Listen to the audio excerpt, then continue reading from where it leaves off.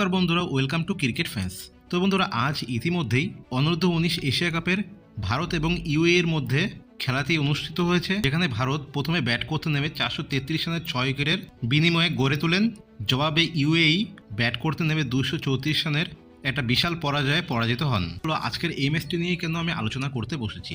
বৈভব সূর্যবংশী একটা 14 বছরের বালক কিনা ইনিংসের পর ইনিংস খেলে শতরান করে যাচ্ছেন। আর আমাদের জাতীয় দলে এমন বড় বড় কিছু প্লেয়ার রয়েছে যারা কিনা ইনিংসের পর ইনিংস সুযোগ পেয়েও 2 অঙ্কের রান সংখ্যা পেরোতে পারছেন না। তো বন্ধুরা, আমরা কি এটা আশা করতেই পারি যে আগামীতে খুব শীঘ্রই আমরা বৈভব সূর্যবংশীকে আন্তর্জাতিক ক্রিকেটে অভিষেক করতে দেখতে?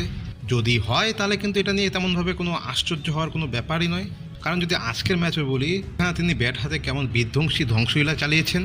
আজ তিনি 95 বলে 171 রানের একটা ঝড়ো ইনিংস খেলেন, যে ইনিংসে 14টা 6 এবং 9টি 4 ছিল। তো বন্ধুরা, তোমরাই বলো, যদি কিনা অভিষেক শর্মার সঙ্গে বৈভব সূর্যবংশী